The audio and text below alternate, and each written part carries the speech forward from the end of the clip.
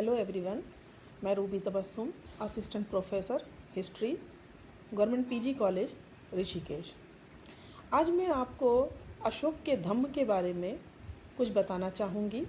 जब हम अशोक की बात करते हैं तो अशोक के नाम के साथ महानता का नाम जुड़ता है। अशोक महान। अशोक आखिर इतिहास में एक महान शासक क्यों है? उसकी महानता के पीछे कारण है उसका धम्म। जब हम अशोक की बात करते हैं, अशोक ने हर वो काम जिससे मनुष्यों की नैतिक उन्नति हो, नैतिक उत्थान हो, उनके जीवन का उत्थान हो, उनके जीवन को सुख, शांति और समृद्धि मिले, ऐसे कामों को करने के लिए प्रोत्साहित किया और इसी को अपने अभिलेखों में धम्म कहा। यानी एक ऐसा धम्म जिसको हम मानवीय धर्म कह सकते हैं। लेकिन प्रश्न उठता है कि आखिर ये धम्म है क्या? जैसा कि आपके मन में भी उठ रहा होगा कि धम्म क्या है। ऐसे ही अशोक की प्रजा भी जानना अवश्य चाहेगी कि धम्म क्या है। अशोक ने अपने इसी धम्म को एक्सप्लेन करते हुए अपने दूसरे और सातवें अभिलेख में इसकी व्याख्या की और इस चीज़ को स्वयं बताते हुए लिखा, धम्मे श्रेष्ठ। धम्म श्रेष्ठ है। लेकिन प्रश्न फिर वही उठता है कि धम्म क्या है? तो अशोक स्वयं इसको लिखता है कियं चू धम्मेति, अर्थात धम्म क्या है। और फिर इसका उत्तर देता है और लिखता है, अपासिन्वे बहु कथाने दया दाने सचे सोचिए, अर्थात पापहीनता, पाप न करना, बहुतों का कल्याण करना, सत्य और मन की शुद्धता। तो ये सब अशोक का धम्म है, यानी इसका पालन करना ही धम्म है। लेकिन इस धम्म को व्याख्यायित करने के साथ ही साथ वो इसे और अधिक एक्सप्लेन करता है, इसके बारे में और ज़्यादा बताता है। और ज़्यादा बताते हुए वो लिखता है, वो स्वयं कहता है कि बड़ों की आज्ञा मानना, रिश्तेदारों के प्रति उचित व्यवहार करना, दासों के प्रति उचित व्यवहार करना, जीव हिंसा न करना, ये सभी धम्म के अंग हैं। हमें इनका पालन करना चाहिए। इसके साथ ही साथ अपने ब्रह्मगिरी अभिलेख में अशोक इसकी व्याख्या और अधिक करता है, अपनी प्रजा को और अधिक संबोधित करता है और बताता है कि धम्म जो है, यानी गुरु की आज्ञा मानना भी, शिष्य द्वारा गुरु की आज्ञा मानना भी धम्म का ही अंग है। और ये पुराण पोक्ति है, अर्थात ये एक पुरानी परंपरा है और हमें इसका पालन करना चाहिए। इसके साथ ही साथ वो और आगे बढ़ता है और अपने तीसरे अभिलेख में वो अल्प संग्रह और अल्प व्यय को भी धम्म का अंग बताता है। यानी वो इस चीज़ की ओर इशारा कर रहा है कि उतना ही खर्च करो और उतना ही रखो जितने की ज़रूरत है। उससे अधिक अगर आप रखते हैं और उससे अधिक अगर आप खर्च कर रहे हैं तो उस पर दूसरों का भी हक है। इस तरह हम देखते हैं कि वह धम्म की व्याख्या करता है।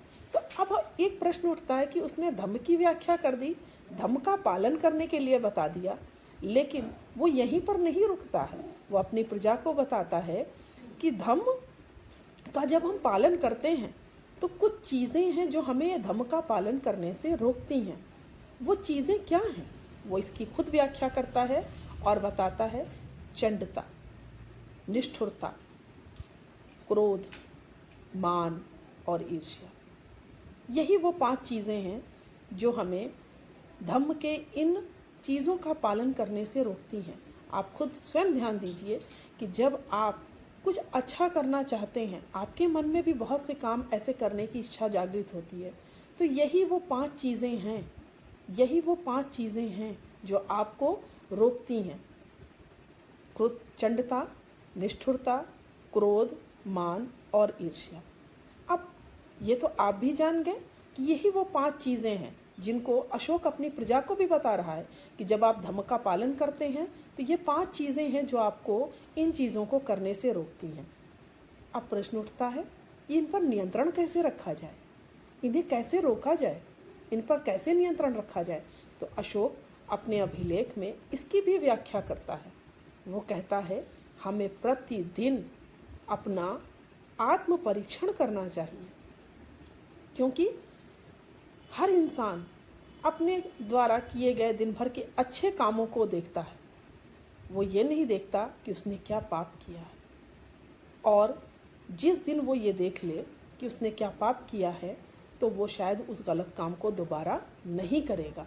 इसके लिए ज़रूरी ये है कि इंसान अपना आत्म परीक्षण ज़रूर करे। जब वो दिन भर में अपना आत्म परीक्षण एक बार ज़रूर करेगा तो अपने द्वारा किए गए गलत कामों को भी देखेगा, और जब गलत कामों को देखेगा तो वो उसे दोबारा शायद कभी नहीं करेगा, या कोशिश ज़रूर करेगा कि वो ऐसे काम ना करे, और इससे धम्म की उन्नति होगी, इससे वो अच्छे कामों की ओर अग्रसरित होगा।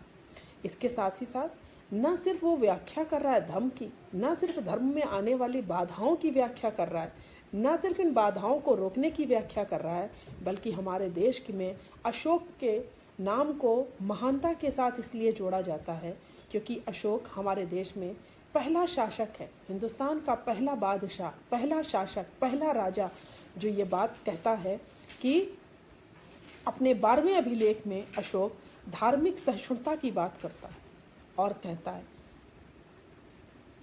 जब हम अपने देश की बात करते हैं तो हम एक धार्मिक सहिष्णु देश की बात करते हैं, और ये धार्मिक सहिष्णुता का सबसे पहला प्रमाण हम देखते हैं हमें अशोक के 12वें अभिलेख से मिलता है, जिसमें अशोक ये कहता है कि हमें सभी धर्मों की सार वृद्धि हो, हमें अपने धर्म की प्रशंसा और दूसरे धर्म की निंदा नहीं करनी चाहिए, बल्कि सभी धर्मों में जो अच्छी बातें हैं उन्हें आत्मसात करना चाहिए, और इससे धर्म की वृद्धि होती है, धर्म की सार वृद्धि होती है।